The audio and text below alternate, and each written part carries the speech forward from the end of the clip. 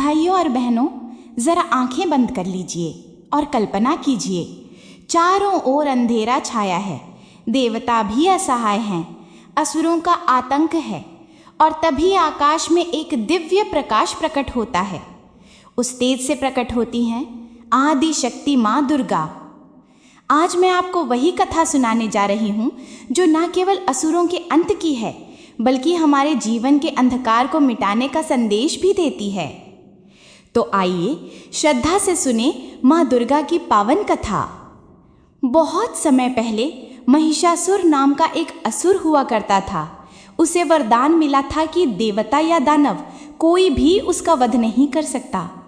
इस वरदान के घमंड में उसने तीनों लोकों में आतंक फैला दिया। देवता परेशान हो गए, स्वर्गलोक छिन गया, चारों ओर अंधेरा छा गया। तब सभी देवता ब्रह्मा, विष्णु और महेश के पास गए।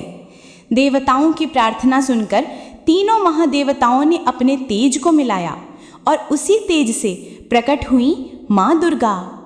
उनकी आंखों से अग्नि सी ज्वाला निकल रही थी, मुखमंडल पर चांद जैसी शीतलता थी, पर क्रोध में प्रलय की आंधी जैसी शक्ति थी।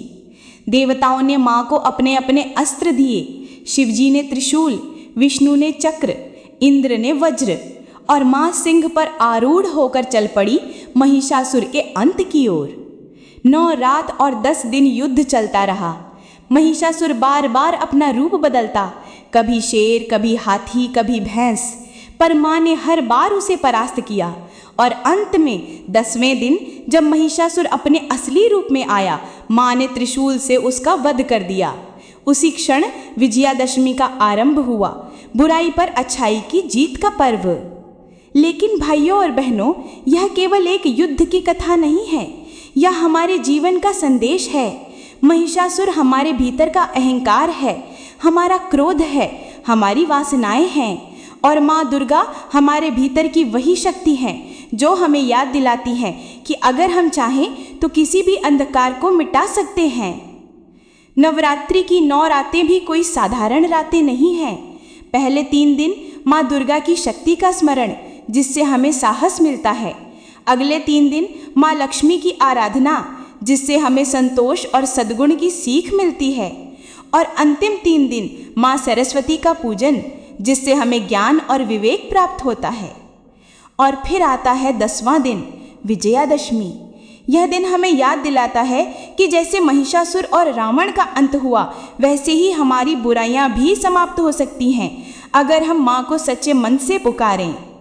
तो भाइयों और बहनों, माँ दुर्गा की पूजा केवल आरती और भोग तक सीमित नहीं है। माँ की पूजा है दूसरों के प्रति दया रखना, सच्चाई के मार्ग पर चलना और अपने भीतर की बुराइयों से युद्ध करना। यही सच्चा नवरात्र है, यही माँ की कृपा का असली फल है। महिषासुर के वध के बाद भी भाइयों और बहनों, असुरों का आतंक पूरी तरह समाप्त नहीं हुआ, क्योंकि जहाँ जहाँ अधर्म होता है वहाँ वहाँ कोई ना कोई असुर जन्म ले लेता है।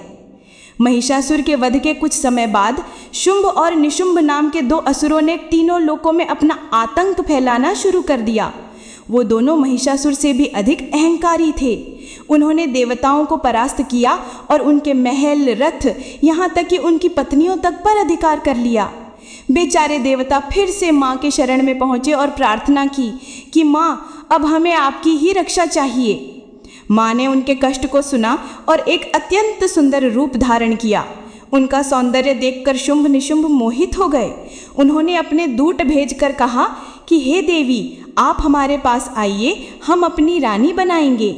माँ मुस्कुराई और बोली, यदि तुम सचमुच मुझे पाना चाहते हो तो पहले युद्ध में मुझे परास्त करके दिखाओ। बस फिर क्या था, शुंभ निशुंभ क्रोधित हो गए और अपनी सेना लेकर युद्ध के लिए निकल पड़े। सबसे पहले उनके सेनापति चंड और मुंड माँ के सामने आए। माँ ने अपने तेज से एक भयंकर रूप प्रकट किया, काली का। उसने चंड और मुंड दोनों का वध कर डाला। तभी माँ ने प्रसन्न होकर कहा कि आज से तू चामुंडा कहलाएगी। इसके बाद असुरों की विशाल सेना आई। लाखों करोड़ों असुर माँ पर टूट पड़े। तब माँ के शरीर से अनेक रूप निकले। काली, ब्रह्माणी, वैष्णवी, महेश्वरी, कौमारी, इंद्राणी, सब देवियों ने मिलकर असुरों का संहार किया। अंत में निशुंभ युद्ध भूमि में उतरा। उसने बहुत प्रयास किया पर माँ के सामने टिक न सका। जब शुंभ आया उसने कहा, हे देवी, तुम अकेली नहीं हो, तुम्हारे साथ अनेक देवियां हैं, तभी तुम शक्तिशाली हो। माँ हंस पड़ी और बोई, ये सब मेरे ही रूप हैं, मेरी ही शक्तियां हैं। यह कहते ही सारी देवियां माँ में विलीन हो गई और माँ अकेली रह गई। फिर माँ ने अकेले ही शुंभ का वध कर दिया। यही वह समय है जब माँ ने सबको यह संदेश दिया कि सच्ची शक्ति किसी और से नहीं, स्वयं भीतर से आती है। शुंभ और निशुंभ के वध के बाद तीनों लोग फिर से शांत हो गए। देवताओं ने अपने अपने स्थान पुनः प्राप्त किए। स्वर्ग में जय जयकार होने लगी, जय माँ दुर्गा, जय माँ अम्बे। देवताओं ने पुष्प वृष्टि की और माँ के चरणों में गिरकर कहा, हे माँ, आपके बिना हम कुछ भी नहीं। आपने हमें फिर से जीवन दिया, आपने धर्म की रक्षा की। हमें बार बार यह अहंकार हो जाता है कि हम शक्तिशाली हैं, लेकिन सच्चाई यह है कि शक्ति तो आप ही हैं। तब माँ ने प्रसन्न होकर कहा कि हे देवताओं, जब जब अधर्म बढ़ेगा, मैं किसी न किसी रूप में प्रकट होकर धर्म की रक्षा करूँगी। जब जब तुम्हारे ऊपर संकट आएगा, तुम बस मुझे स्मरण करना, मैं तुरंत उपस्थित हो जाऊंगी। इसके बाद माँ अदृश्य हो गईं, पर उनका वचन अमर हो गया। इसलिए भाइयों और बहनों, हर युग में माँ अलग अलग रूप धारण करके प्रकट होती हैं। कभी महिषासुर का वध करती हैं, तो कभी शुंभ निशुंभ का, तो कभी रक्त बीज जैसे राक्षसों का। हाँ, रक्त बीज भी, वह भी एक भयानक असुर था। उसका वरदान था कि उसकी जितनी भी बूंदें जमीन पर गिरेंगी, उतने ही रक्त बीज जन्म ले लेंगे। जब युद्ध हुआ तो उसका हर घाव नए असुर पैदा करता गया। देवता घबरा गए, लेकिन माँ ने काली का रूप धारण किया। उन्होंने अपना विशाल मुख फैलाया और युद्ध में रक्त बीज का सारा रक्त पी गईं। इस तरह रक्त बीज का भी अंत हो गया। इन सब घटनाओं के बाद देवताओं ने मिलकर माँ की स्तुति की। वो बोले, हे माँ, आप ही आदि शक्ति हैं, आप ही सृष्टि की जननी हैं। कभी आप सौम्य रूप में पालन करती हैं, तो कभी उग्र रूप में विनाश करती हैं। आपके बिना इस संसार का अस्तित्व ही नहीं है। और माँ ने आशीर्वाद दिया कि जहाँ जहाँ मेरे भक्त मुझे सच्चे मन से पुकारेंगे, मैं वहाँ सदैव उपस्थित रहूँगी। जो नवरात्र में श्रद्धा से उपवास करेंगे, दीप जलाएंगे और भक्ति करेंगे, उनके जीवन से दुख दूर हो जाएंगे। यही कारण है भाइयों और बहनों कि आज तक हम नवरात्र मनाते हैं। यह केवल उत्सव नहीं, यह माँ की याद है, माँ के वचन की गवाही है।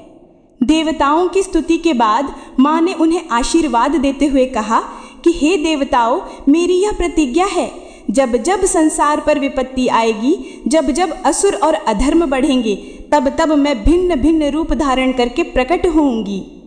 माँ ने कहा, जब दुष्ट दारुकासुर लोगों को सताएगा, तब मैं भद्रकाली रूप में उसका नाश करूंगी। जब दुष्टों की संख्या बढ़ेगी और वे साधुओं को कष्ट देंगे, तब मैं शताक्षी और शाकंभरी देवी बनकर प्रकट होऊंगी। जब जब राजाओं के अहंकार से प्रजा दुखी होगी, तब तब मैं जया दुर्गा बनकर प्रकट होकर धर्म की रक्षा करूंगी। और माँ ने यह भी कहा कि जो भी स्त्री, पुरुष, बालक, वृद्ध सच्चे मन से मेरा स्मरण करेगा, उसका हर संकट मैं स्वयं हर लूँगी। जो मेरे नाम का जाप करेगा, जो मेरे पर्व पर दीप जलाएगा, उसके घर में सदैव सुख समृद्धि बनी रहेगी। देवताओं ने फिर से माँ को प्रणाम किया और लौट गए। लेकिन उस दिन से माँ के वचन हर युग में सच साबित हुए।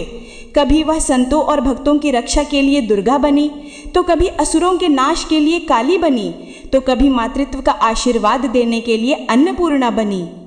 इसलिए भाइयों और बहनों, हम कहते हैं कि यत्र नार्यस्तु पूज्यन्ते रमन्ते तत्र देवता। जहाँ जहाँ नारी का सम्मान होता है, वहाँ वहाँ माँ दुर्गा स्वयं विराजमान होती हैं।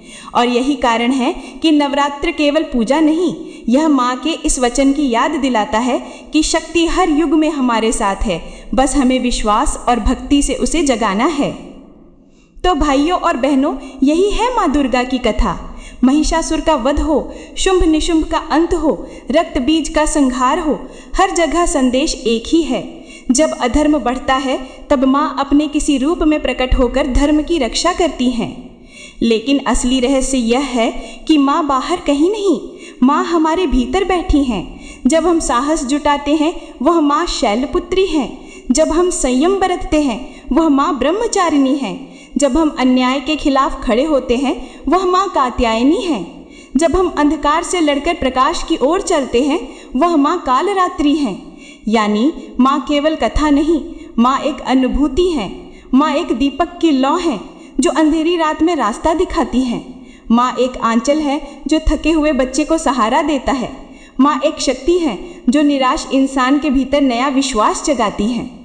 इसलिए नवरात्र का असली अर्थ यही है कि हम अपने भीतर सोई हुई शक्ति को जगाएं, भक्ति का दीपक जलाएं और माँ से प्रार्थना करें कि हमारे जीवन से भी अज्ञान, लोभ, क्रोध और अहंकार का महिषासुर नष्ट हो जाए। तो आइए सब मिलकर माँ के चरणों में प्रणाम करें और कहें, जय माता दी।